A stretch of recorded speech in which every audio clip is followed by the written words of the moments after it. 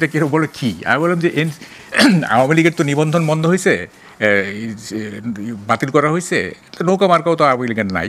NCP যেন নৌকা মার্কা নিয়ে ইলেকশনটা করে, মানে ইলেকশন কমিশনকে বুঝায় টুজায়া করলে হবে কি, গ্রামের অনেক মানুষ যারা নৌকা মার্কাকে মনে করে বঙ্গবন্ধুর দল, তারা ভোট দিবে, এনসিপি জিতে যাবে।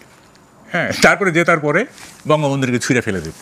কেন মনে হচ্ছে যে নৌকায় জিতে যাবে? সেখানে ওইখানকার মানুষ এখনো নৌকাকেই ভালোবাসে কেন মনে হচ্ছে এতদিন পর? আপনি গ্রামে যান, গ্রামের একটা অশীতিপর বৃদ্ধ, অশীতিপর একটা নারী, তাকে জিজ্ঞেস করেন, সে বলবে কি জানেন? অশীতিপর, আমি 54 সাল থেকে নৌকা মার্কে ভোট দিই। হ্যাঁ, সে বলবে। এবং মানে এই রাজনীতির ঘোর প্যাঁচ তো তারা বুঝে না, গ্রামের মানুষ এই সমস্ত ঘোর প্যাঁচ বুঝে না, তারা একটা ধৈরা আছে যেটা সেটাই। আমরা তো নাগরিকরা মানে এগুলো করতেছি, গ্রামের সাধারণ মানুষ কিন্তু এরকম না। আচ্ছা দেখেন, এই কি বলে যে কেন এই অ্যাবসার্ড ফিলসফিটা আপনারা পার্সু করতেছেন যে মুক্তিযুদ্ধ থাকবে না বা মুক্তিযুদ্ধের থাকবে না, চিহ্ন থাকবে না, কেন এই অ্যাবসার্ড ফিলসফি? এটা কি কখনো বাস্তবায়নযোগ্য? দেখেন, মানুষের জীবন কি? মানুষের জীবন হচ্ছে কিছু স্মৃতির সমষ্টি। হ্যাঁ, যেমন আমি আজকে 70-71 বছর, আমার জীবন কি, এই কী করছি না করছি এইসব নিয়ে রাতে করছি। একজন এনসিপির নেতা বা একজন 25 বছরের ছাত্র, তার জীবন কি? সে সারাদিন হইচই করে ইত্যাদি, রাতে কি করে, কি তার কলেজ জীবন, তার স্কুল জীবন, প্রেমের কাহিনী, ব্যর্থ প্রেমের কাহিনী, এগুলি সে করে, মানে আওড়ায় আর কি। এবং স্মৃতি নেই মানে হচ্ছে সে মৃত, সে জড় পদার্থ।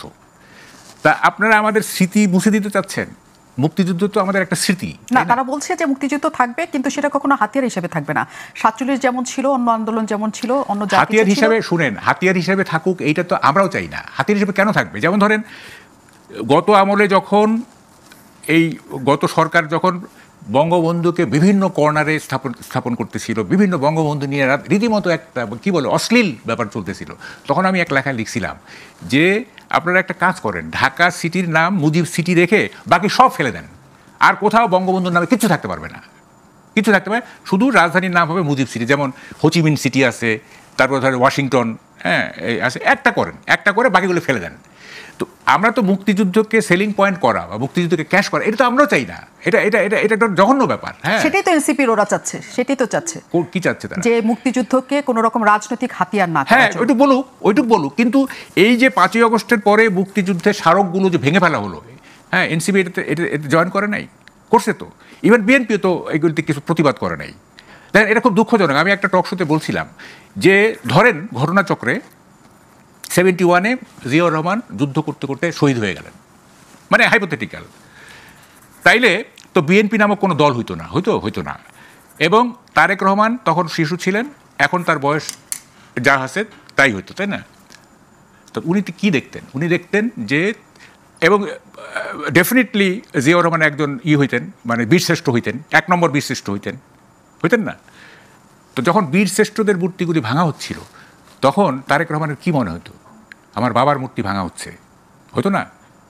অথচ দেখেন, এই বিএনপি এতগুলি কাণ্ড ঘটলো, হ্যাঁ, এতগুলি কাণ্ড ঘটলো, কোথাও কোনো ধরনের প্রতিবাদ নেই, কোনো প্রতিরোধ তো দূরের কথা, প্রতিবাদ পর্যন্ত নেই। খুবই দুঃখজনক।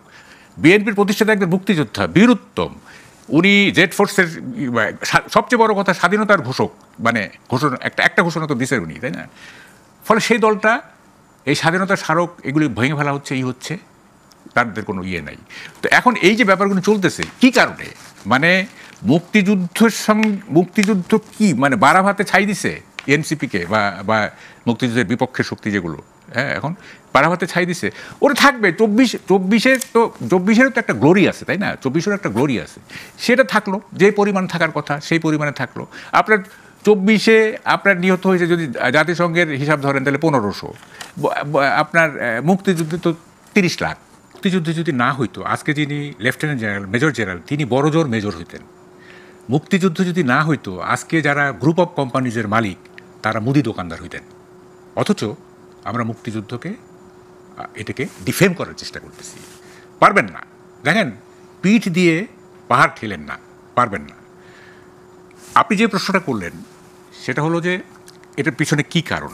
আমরা একটু ব্যাকে যাই। সেটা হলো, এটা হচ্ছে যারা মানে হাসিনা রেজিমকে যারা উৎখাত করছে, তাদের ফিলসফিক্যাল ব্যাংক্রাপসি এই মুক্তিযুদ্ধকে আঘাত করা। এটা কেন আমি আসতেছি পরে। দেখেন, জিয়াউর রহমান যখন ক্ষমতা নিলেন, উনি দল গঠন করার চিন্তা করলেন, তখন উনি তো আর আওয়ামী লীগকে নিতে পারবেন না, তাই না, দলে। তাইলে ওনাকে যদি একটা পলিটিক্যাল স্ট্রেংথ তৈরি করতে হয়, রাজনৈতিক শক্তি তৈরি করতে হয়, তাইলে অ্যান্টি আওয়ামী লীগ ফোর্সকে তাকে নিতে হবে। আওয়ামী লীগ তো তার সঙ্গে যাবে না। তখন উনি কী করলেন, এই যে কিছু মানে যারা অ্যান্টি লিবারেশন ছিল, এই শাহাদিস টাহাদিস ধরেন, মশিউর রহমান টমান, এদেরকে নিলেন। তারপরে ধরেন অ্যান্টি আওয়ামী লীগ যারা ছিল, যেমন ধরেন যে ওই যে 7 মার্ডারের আসামি, হ্যাঁ, ওই যে কি ওটা একটা দল ছিল, তার একটা ডাকপা, শফিউল আলম প্রধান, তাকে জেল থেকে বের করে তার দলে নিলেন, ফ্রন্টে নিলেন। এই অ্যান্টি আওয়ামী লীগ এলিমেন্টগুলিকে উনি নিয়ে তার দল গঠন শক্তি বৃদ্ধি করতে চাইলেন। এখন হয়েছে কি, এই যে 24-এর পরে যারা এটা নেতৃত্বে ছিলেন, এনসিপি বলেন আর যারাই হলেন, তারা মানে হাসিনা রেজিমের পলিটিক্সের চাইতে বেটার কোনো পলিটিক্স উদ্ভাবন করতে পারলেন না। মানে তাদের সে যোগ্যতাই নাই, তাদের এটা ফিলোসফিক্যাল ব্যাংক্রাপসি। বেটার পলিটিক্সটা তাদেরকে যে উদ্ভাবন করে এটাকে মানে কী বলে, যে রিপ্লেস করবেন, এটাকে প্রতিস্থাপন করবেন, সেই মেধা তাদের নাই, সেই যোগ্যতা তাদের নাই। তখন কি করলেন, একটা ইজি সলিউশনটা কি, এই মুক্তিযুদ্ধকে আঘাত করতে হবে এবং তাইলেই আওয়ামী রাজনীতি শেষ হয়ে যাবে, ফলে আমরা একটা শক্তি হিসেবে দাঁড় হব। এইটা যদি তারা মানে শেখ হাসিনার যে রাজনীতি, সেইটার বিকল্প একটা উন্নত রাজনীতি যদি ওরা বের করতে পারতো, তাহলে কিন্তু আর মুক্তিযুদ্ধকে আঘাত করতো না। হ্যাঁ, তাহলে আঘাত করতো না, তাহলে ওইটা দিয়েই তো তারা রাজনীতি করতে পারতো। ওইটা তো পারলো না এবং এটা এই যোগ্যতাই নাই। ফলে তারা আঘাত করলো কি, মুক্তিযুদ্ধকে। তাহলে কেন আঘাত করলো, যে আওয়ামী লীগ রিপ্রেজেন্টস মুক্তিযুদ্ধ, আওয়ামী লীগ মুক্তিযুদ্ধকে প্রতিনিধিত্ব করে।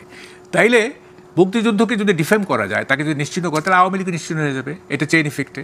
ফলে ওই সোজা পথটা বেছে নিছে। হ্যাঁ, তারা যদি কঠিন পথ বেছে নেওয়ার মতো যোগ্যতা থাকে। এটা কি খুব সরল একটা মত হচ্ছে না, যে আওয়ামী লীগকে বিলুপ্ত করলেই, মুক্তিযুদ্ধকে বিলুপ্ত করলে আওয়ামী লীগ বিলুপ্ত হবে? কারণ এই দেশের প্রতিটা মানুষই তো মুক্তিযুদ্ধ ধারণ করে। সেখানে আবার যারা মুক্তিযুদ্ধ ধারণ করে তারা তো সবাই যে আওয়ামী লীগ করে এমনও না। না, আপনি তো বলতেছেন যে রিয়ালিটিটা, মানে ন্যারেটিভটা কি? ন্যারেটিভটা হলো যে আওয়ামী লীগ মুক্তিযুদ্ধের নেতৃত্ব দিয়েছে, বঙ্গবন্ধু নেতৃত্ব দিয়েছে, আওয়ামী লীগ নেতৃত্ব দিয়েছে। সুতরাং এরকম একটা ন্যারেটিভ, মানে তারা ধরে নেয় যে মুক্তিযুদ্ধটা হচ্ছে আওয়ামী লীগের সোল এজেন্ট, মানে সোল অ্যাসেট, তাদের নিজস্ব সম্পত্তি এটা। হ্যাঁ, আর বাকি যারা আছে তারা হচ্ছে মানে মুক্তিযুদ্ধ হলেও, মানে মুক্তিযুদ্ধের পক্ষের শক্তি হলেও তারা কোনো মানে সংগঠিত শক্তি না, তারা ডিসঅর্গানাইজড। হ্যাঁ, তারা অসংগঠিত। সংগঠিত রূপটা হচ্ছে মুক্তিযুদ্ধের ম্যানিফেস্টেশনটা হচ্ছে আওয়ামী লীগ, সংগঠিত। তো ফলে এই সংগঠনটাকে যদি বিলুপ্ত করতে হয়, তাহলে এই সংগঠনটা যে যুদ্ধের ম্যানিফেস্টেশন, সেইটাকে ধ্বংস করতে হবে। এটা হচ্ছে, যেহেতু তারা বেটার কোনো পলিটিক্স দিতে পারছে না, এখনও পারে না। পারলে কিন্তু এটা আর হইতো না। যেমন জিয়াউর রহমান যদি এই আপনার কি বলে যে কেন বাংলাদেশি জাতীয়তা আনলো, উনি আনলেন যে যেহেতু আওয়ামী লীগের স্লোগান হচ্ছে বাঙালি জাতীয়তাবাদ, তাহলে এটা একটা কাউন্টার দিতে হবে। এটা কাউন্টার কি হলো, উনি বাংলাদেশি জাতীয়তাবাদ বের করলেন। হ্যাঁ, তো ফলে একটা ডিস্টিংগুইশ করতে হবে, একটা পার্থক্য করতে হবে, তাই না? তো পার্থক্য করতে গিয়ে যদি আপনি মেধাশূন্য হয়ে যান, থাকেন, বা আপনার যদি সেই ইনোভেটিভ পাওয়ার না থাকে, মানে ফিলোসফিক্যাল আপনার স্ট্রেংথ না থাকে, তাহলে তো আপনি একটা ইজি সলিউশন বের করবেন। হ্যাঁ, ইজি সলিউশন বের করতে গিয়ে আপনি এই কাজটা করতেছেন। এটা ঠিক না। এটা এটা এটা এটা কেন যে এটা করতেছে আমি এটাই বুঝলাম না। মানে আপনি মনে করছেন যে সরলভাবে আপনার যেটা মনে হয় যে তারা হচ্ছে রাজনৈতিকভাবে তাদের শক্ত অবস্থান এবং আওয়ামী লীগকে পুরোপুরি বিলুপ্ত করার ক্ষেত্রে তারা মনে করছে মুক্তিযুদ্ধ বিলুপ্ত করলে আওয়ামী লীগ পুরোপুরি বিলুপ্ত হয়ে যাবে। এই কারণেই তারা ৭১-কে তারা একটা প্রতিযোগিতার জায়গায় নিয়েছে। আমি ফজলুর রহমানের কাছে আসি। যে প্রশ্নটা মাসুদ কামাল শুরুতে করেছিল আপনাকে আমি বলতে চাই, আওয়ামী লীগ কেন মুক্তিযুদ্ধের সোল এজেন্ট হবে? আপনি নিজে মুক্তিযোদ্ধা এবং বিএনপিতে প্রচুর মানুষ আছেন, প্রচুর মুক্তিযোদ্ধা আছেন যারা একেবারে সম্মুখ সারির মুক্তিযোদ্ধা। শহীদ প্রেসিডেন্ট জিয়াউর রহমানও, তিনিও সেক্টর কমান্ডার থেকে শুরু করে তিনিও বীর মুক্তিযোদ্ধা। তাহলে কেন আওয়ামী লীগের কাছে সোল এজেন্টটা গেল? এবং আপনি বলছেন যে মুক্তিযুদ্ধের সম্পর্কে কেউ কিছু বললে আপনার মনে হয় মা সম্পর্কে কিছু বলছে, এরকমই নিশ্চয়ই সকল মুক্তিযোদ্ধার একসাথে এটা মনে হয়। কিন্তু এই গেল এক বছরে ৩২ নম্বর ভাঙা থেকে শুরু করে, মুক্তিযুদ্ধদের স্মারক ভাস্কর্য ভাঙা থেকে শুরু করে, এবং ২৪-এর বর্ষপূর্তিতে আমরা তখনকার সেই রাজাকারদের ছবি টানানো থেকে শুরু করে আমরা বিএনপি, ছাত্রদল, এই ঘরানার মানুষকে খুব বেশি প্রতিবাদ তেমন করতে দেখিনি। কেন? তারা ধারণ করে না, নাকি তারা মনে করে না যে এটা দরকার আছে? আমি আবারও বলি আপনাকে, এই দেশে এখন what is the principal contradiction of politics in Bangladesh? Bangladesh রাজনীতির প্রধান দ্বন্দ্ব কি এখন? বিএনপি এখনো মনে করতেছে প্রধান দ্বন্দ্ব হইলেও একটা ইলেকশন হবে কি হবে না। কাজে বিএনপি দল হিসাবে এটা চিন্তা করে থাকলে আমি তো বিএনপির মানুষ, এটা আমাকে ধারণ করতে হবে নিশ্চয়ই। আমি যেহেতু দল করি, যে প্রিন্সিপাল কোনো একটা ইলেকশন করা যায় কিনা কোনোভাবে, এবং বিএনপি কিন্তু ইলেকশন করার পথে অনেক আগায় গেছে। ঠিক আছে, এমনকি এটাও বলে ফেলছে আমাদের মহাসচিব যে নির্বাচন হইলে আমরা জয়লাভ করবো এবং প্রধানমন্ত্রী কে হবে এইটাও বলে ফেলছে। সবাই জানেন আপনারা। তাইলে বিএনপি হলো নির্বাচনটাকে প্রধান ব্যাপার মনে করতেছে। হ্যাঁ, কিন্তু জামাতকে নির্বাচনটাকে প্রধান ব্যাপার মনে, বিএনপির পরেই তো দেশে এখন আওয়ামী লীগ নাই, যেহেতু জামাত হইল প্রধান দল, আর জামাতের মুখপাত্র হইল এনসিপি। আমি যে বলছি এরা একই বাচ্চা, বিভিন্ন নামে। সত্য যুগে যিনি হরিণ, তেতায় যুগে তিনিই রাম, দ্রাপর যুগে কৃষ্ণচন্দ্র, কলিতে গৌরাঙ্গ। তারা হইলো এই দল। সেই জামাতের যে দলটা, এরা কি মনে করে যে মানে ওটা হলো ইলেকশন? না, তারা এটা মনে করে না। তারা মনে করে যে আওয়ামী লীগকে তারাইছি, এখন বিএনপি যদি তারাই দিতে পারি, তা আমাদের যে ফিলোসফিক্যাল ফাইট, তাদের ফাইটটা ফিলোসফিক্যাল, আর বিএনপির ফাইটটা হলো পলিটিক্যাল, একটা ইলেকশন চাই। আর জামাতের ফাইটটা হলো ফিলোসফিক্যাল। কি ফাইট? 47-24 ঠিক ছিল, 71 ভাইয়ে ভাইয়ে ঝগড়া ছিল, এবং এই ঝগড়াটা লাগাইছে দিল্লি, আমাদের পাশের দেশ। কাজে এইটা আসলে মুক্তিযুদ্ধ না, এটা হলো ভাইয়ে ভাইয়ে ঝগড়া। এবং শেষ পর্যন্ত যখন বলা হয়েছে, আমি কেন জামাতকে বলছি যে এই সব কথা বাদ দিয়ে ইলেকশনে আসেন, এই কথাই বলেন। যদি ইলেকশনে আপনাদেরকে মানুষ ভোট দেয় যে 71-এ কোনো ইলেকশন হয় নাই, শরিয়ার এগেইনস্টে কোনো আইন হবে